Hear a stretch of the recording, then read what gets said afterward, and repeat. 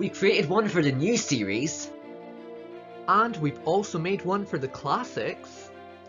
So how about both? Welcome back to our Doctor Who CMF draft.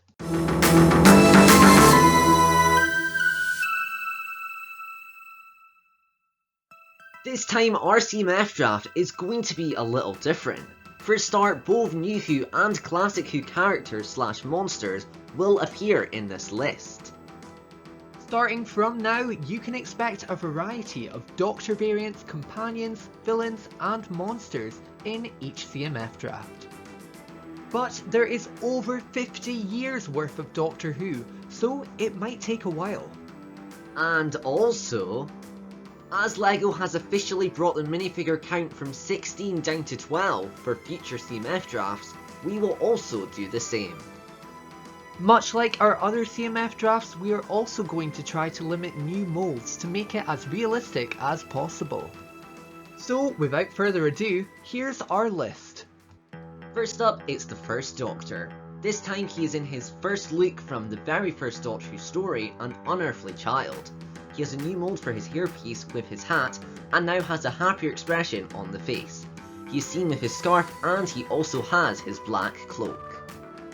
For his accessories, we use this long brown pole to act as his cane, which he uses throughout his era of the show.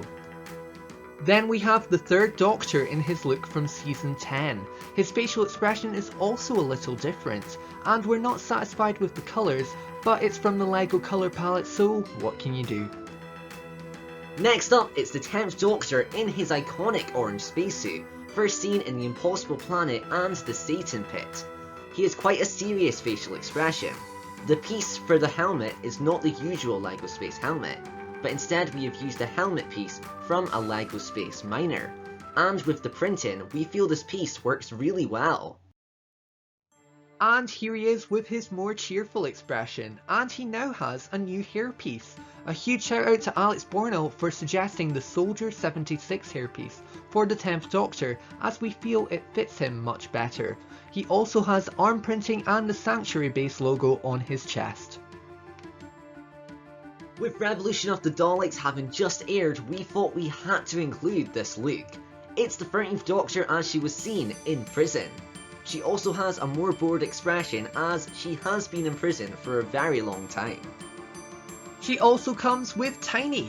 The Pating may need a new mould, but we felt we just had to include the character. Plus the Pating was also seen in series 11, so this is by no means a waste. On to the companions of the First Doctor. First we have Susan, the Doctor's granddaughter. She is seen in this iconic look throughout her run.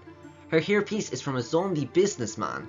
She is using the new mid-legs and has a scared expression because she is frequently scared throughout her era.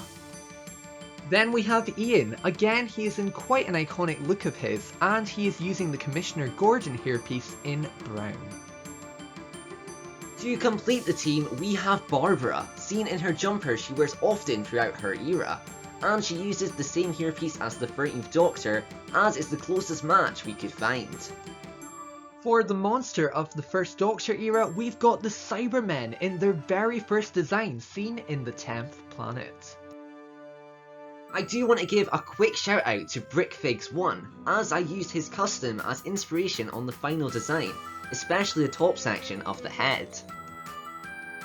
How it works is there will be a new piece on the top of the head for the silver dome, which will have a stud on top, and the rest will be built from existing LEGO pieces. As well as that, this figure will also have a neck attachment for the torso piece. It does require some new moulds, but I feel LEGO would go all out for such an awesome look on such an iconic monster. To go along with the Third Doctor, we have his best enemy, the Master, in his first incarnation played by Roger Delgado. He has quite a mischievous grin and is seen in his all black look. The hair isn't a perfect fit, but we feel with the use of printing on the bottom of his hair, much like the Doctor Strange minifigure, it works quite well. Next we have the Ood, first seen in the Impossible Planet and the Satan Pit. Their look is mainly based on how they looked in LEGO Dimensions, with a new mould for the head. However, this time they have gone red-eye. They also use an orb piece with printing to act as their translator orb. The final two figures are from Revolution of the Daleks. First we have Jack in his prison outfit. Last time we stuck to how he looked in LEGO Dimensions, but now we have taken some creative liberty and gave him a new hairpiece used for Bruce Wayne in the LEGO Batman movie. And we've also changed his face printing slightly. On to the final figure of the series, we have Angela the Angel.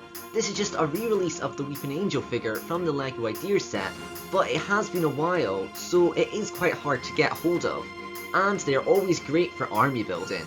She is holding dark red chains as seen in the episode. So there they are, all 12 minifigures, and I feel we captured them quite well as LEGO figures. And to go with all 12 minifigures, I have made some mock-up packaging to make it feel as realistic as possible. But what do you think? Do you think we made the right choices? Who would you pick if you only had 12 spots? Please let us know down in the comments below. If you're new, don't forget to click that red button below to join the adventure. 2021 has just begun, and we're so excited to show you what's to come. Thank you for watching everyone. We've got plans for more CMF series, so as long as you keep enjoying them, we'll keep making them. I've been Lewis. And I've been Christopher. And you've been... brilliant! So crazy passion and we wanted you to know. So are you sitting comfortably? Our tribute to the show is, if we had to choose another, we just wanna know.